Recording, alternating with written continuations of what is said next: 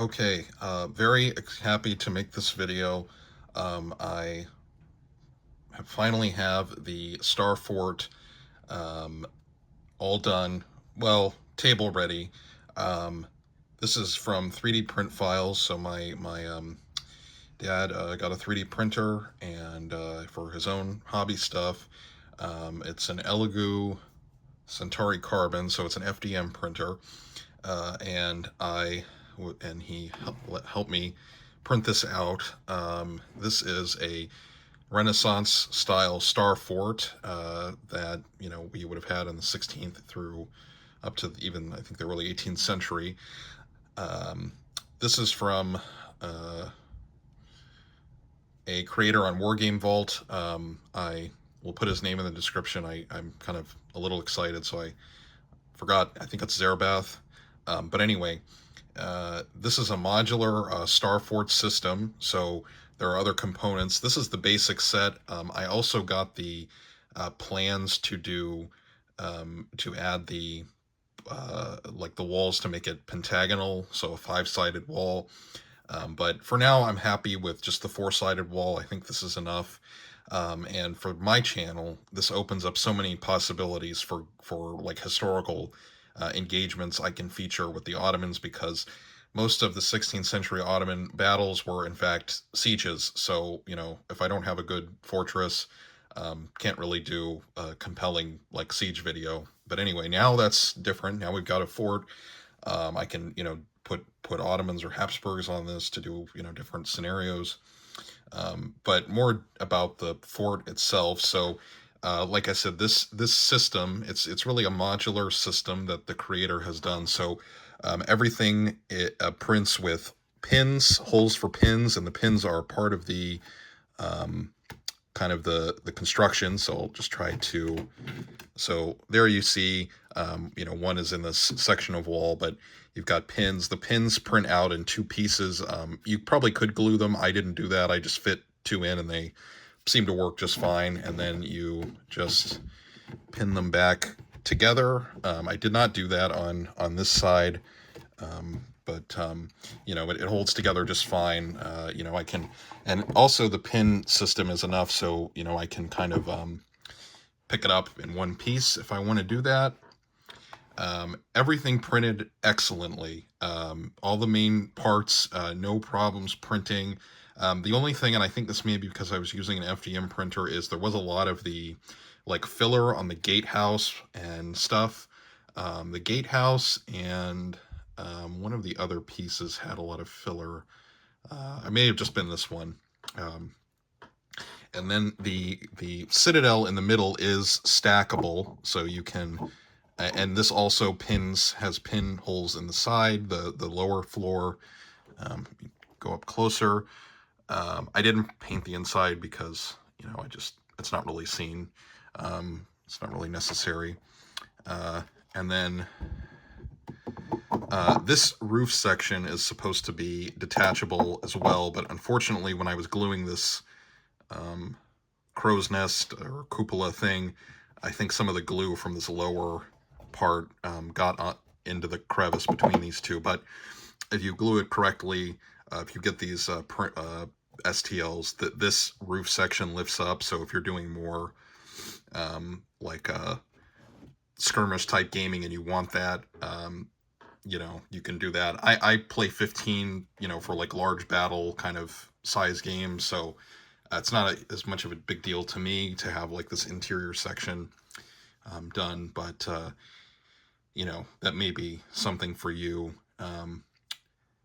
This is prints in 28 or 172 scale, so there's the files you get. I probably should have said that at the beginning.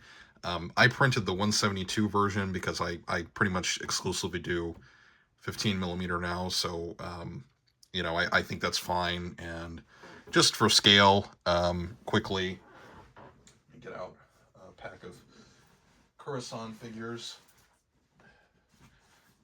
So I think the 172 for this works just fine. Um, so just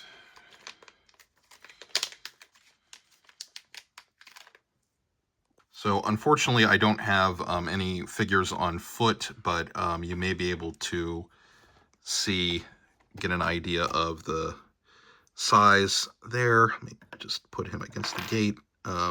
Yeah, sorry.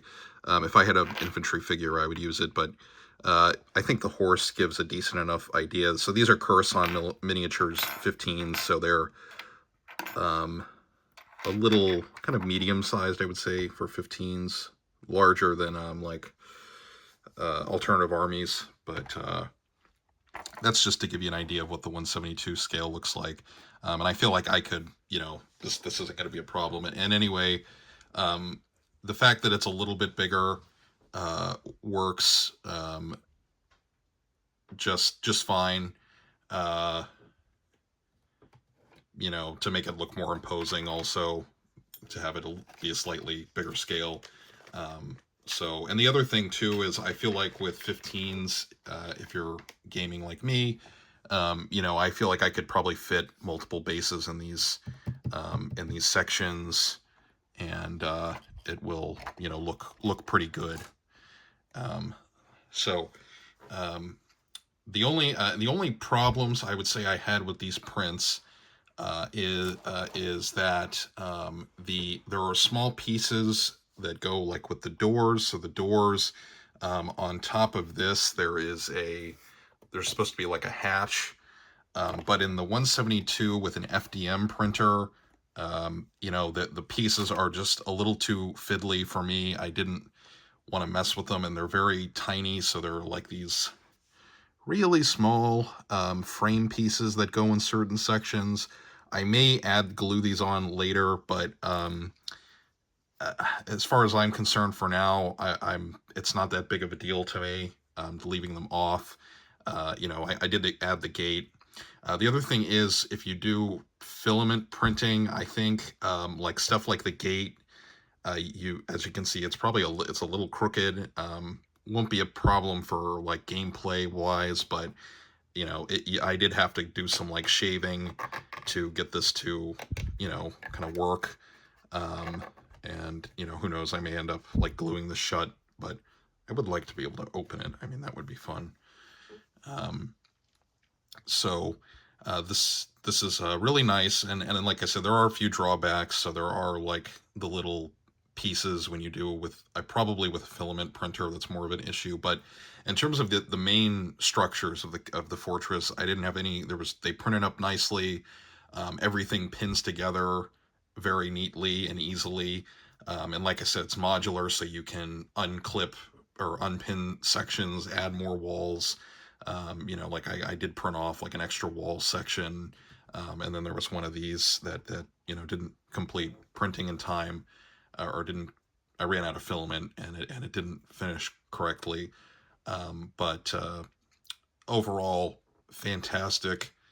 Can't say enough good things about it. And the price for the files is pretty cheap.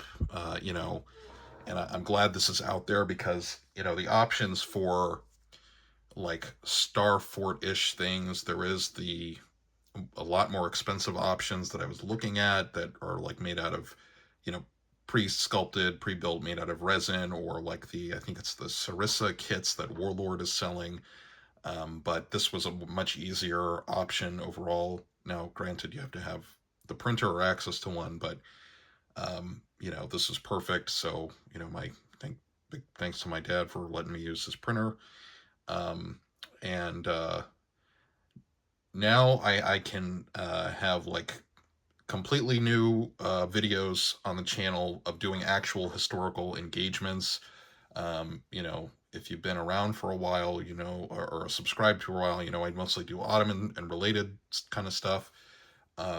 And like I said at the beginning, most of the Ottoman battles in the kind of classical age, if you want to call it that, from like the 1450s to the early 18th century, were sieges. So I'm already thinking about doing a scenario to do the 1521 siege of, or 1520 siege of Belgrade with Suleiman. I know enough about that battle that I can write up a scenario and probably play it on the channel. And it will give me an opportunity to write up some easy like siege rules, which I've already thought of. Just nothing crazy. I'm just, since this is already in sections, my idea is just to have each section is going to have a certain number of hit points, basically, and you know, if enough cannon fire hits one of these, it's maybe not totally destroyed, but it's unusable to the defenders, something like that. I'll probably sit down and write up some notes, but like I said, because this kit is kind of pre-segmented, that lends itself to having sectors of the fortress that are already marked out for that kind of thing. And there was a set of rules I've found called Valbon that is like a kind of add-on to other sort of black powdery era games. I may check those out as well.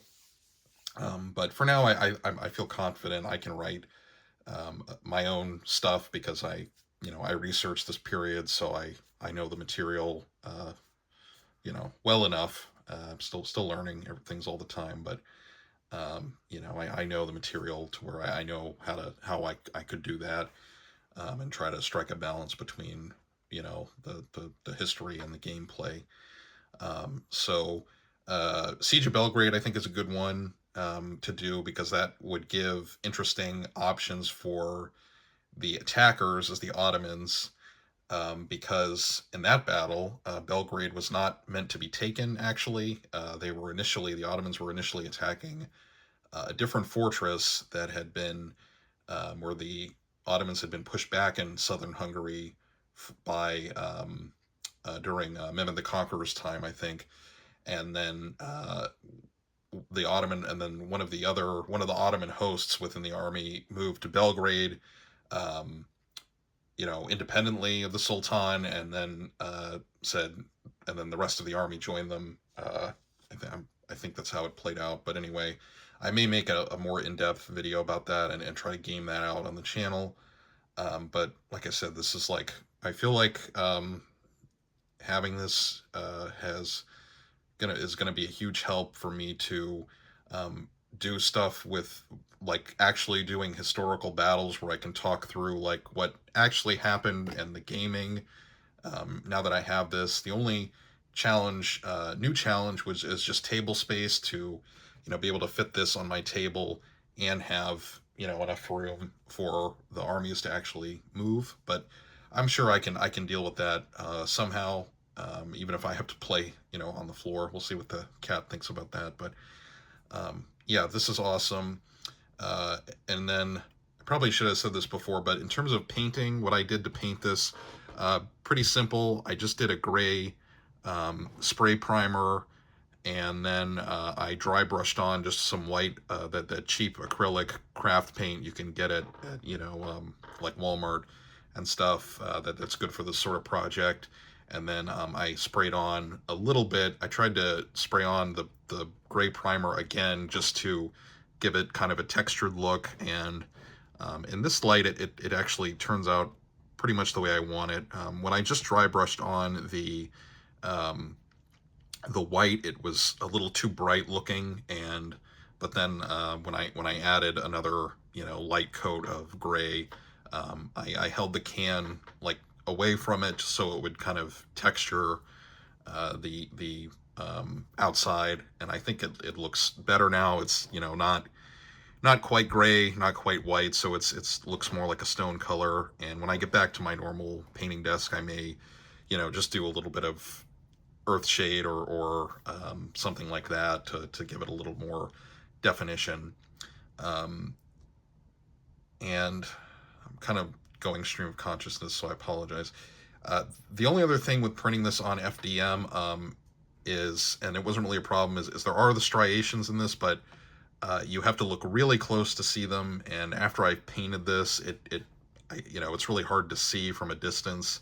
I'm like about maybe a foot and a half, 2 feet away.